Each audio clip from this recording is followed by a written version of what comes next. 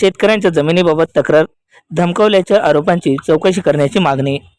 नांदेड सांगवी बुद्रुक तालुका जिल्हा नांदेड गट क्रमांक 319, 322, 323, 324, 335, 336 व 338 मधील जमिनीच्या संदर्भात काही शेतकऱ्यांनी मुख्यमंत्री, जिल्हाधिकारी व पोलीस प्रशासनाकडे गंभीर तक्रार दाखल केली आहे। संबंधित शेतकऱ्यांना पैशासाठी जमिनी विकण्यास भाग पाडले जात असून धमक्या व खोट्या गुन्ह्यांच्या माध्यमातून त्रास दिला जात असल्याचा आरोप तक्रारीत नमूद करण्यात आला आहे।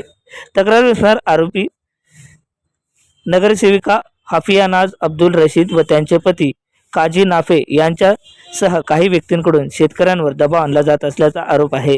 तसेच जमिनीबाबत खोट्या तक्रारी करून शेतकऱ्यांची बदनामी करण्याचा प्रयत्न होत असल्याचंही अर्जात नमूद केलं आहे। पाहूया याविषयीचा हा वृत्तांत।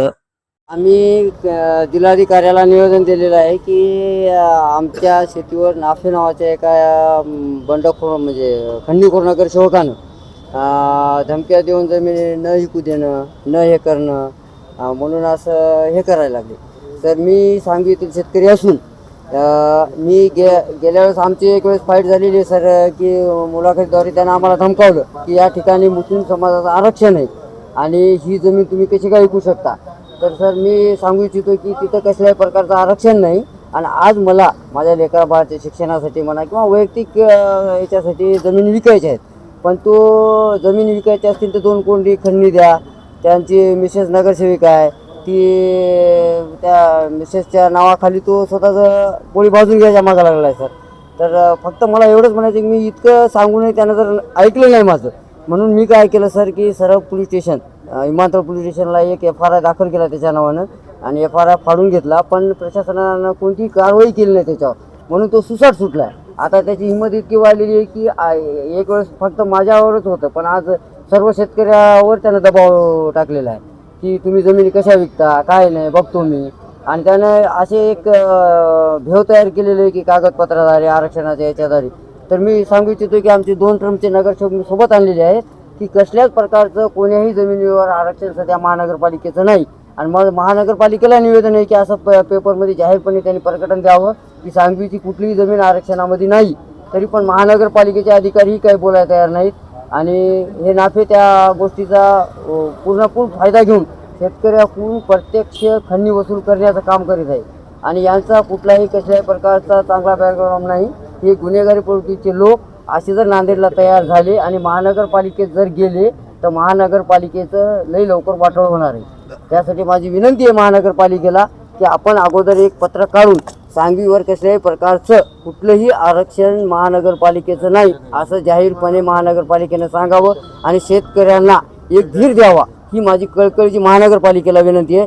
आणि या नाफेला जे अगोदर मी केस केलेला आहे त्या केसचा ॲक्शन पोलीस स्टेशनने ताबडतोब घ्यावं, ही माझी कळकळीची पोलीस स्टेशन विमानतळाला विनंती आहे। दादा, शेख जाकीर नावाचा व्यक्ती हा तुम्हाला मदत करायचा आहे म्हणून त्यांच्या विरोधात त्यानं गुन्हा दाखल केला। नाही, अशी कुणी मदत करायला तयार नाही।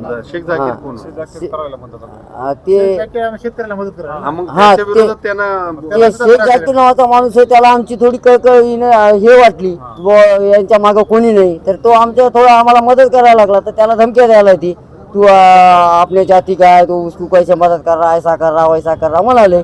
पण ते माणूस हा माणुसकीनंच मदत करीत असतो, पत्रकाराचं काम आहे आणि शेख जाकीर त्या पत्रकाराच्या मदतीनं आम्हाला मदत करायला आहे। आता याची जातीच्या आधारे किंवा आरक्षणाच्या नावाखाली हे असं दादागिरी चालू आहे। आता ही दादागिरी ताबडतोब बंद करावी, हीच माझी कल्पना। तर आम्ही आज जिल्हाधिकारी साहेबांना सांगितलं मी सरळ की बुवा साहेब म्हणलं मी FRI फाड, माझ्यातर्फे जे प्रशासनाला करतात ते मी केलं। जर प्रशासनाने याच्यावर योग्य तर कारवाई जर नाही केली तर आत्मदहन करण्याशिवाय मला पर्याय नाही आणि मला आत्मदहनाची परवानगी प्रशासनाने द्यावी, ही माझी कळकळीची विनंती। आम्ही 8 दिवसाच्या मध्ये अल्टिमेटम दिलेलं आहे त्यांना। तर 8 दिवसात ही कारवाई झाली तर ठीक आहे, नाही तर 8 दिवसात आम्ही सर्व शेतकऱ्यांसमोर मागणी त्या मापे साहेबाची पैशाची, त्याला पैशाची लई भूक लागली, त्याला सांगवी गाव इकतच घ्यावं आले सगळे एकट्यालाच। आमच्या जमिनी विकू देणं आलंय आणि आम्हाला निवड रोज त्रास द्याल। त्याला एकट्याला सांगलं तर ते त्याच्या पत्नीला सुद्धा घेऊन आले। मी असं करून तुमच्यावर असं करतो, तुमची जमीन मी विकू देत नाही, हे त्याचं बोलणं आहे। जमीन कुठं आहे? जमीन सांगवीची आहे, नगरपालिकेतली। पैसे 2 कोटी रुपये मागाल। खंडणी मागायला खंडणी मागायला ते माफी साहेब. हा, त्याचं नाव एवढंच आहे, एवढंच ध्यानात आहे आम्हाला. आणि ते काय आमच्या पुढे बी येणार झालाय, मागून छुपे रुस्तुम काम करायला. हा, घडी घडी यायला, कोर्टात चला, इकडे चला, आता तिकडे गेलाय. काय पद्धत द्यायचं? त्याचं पदनगर सेवक आहे ते, दोन नंबर वारचा.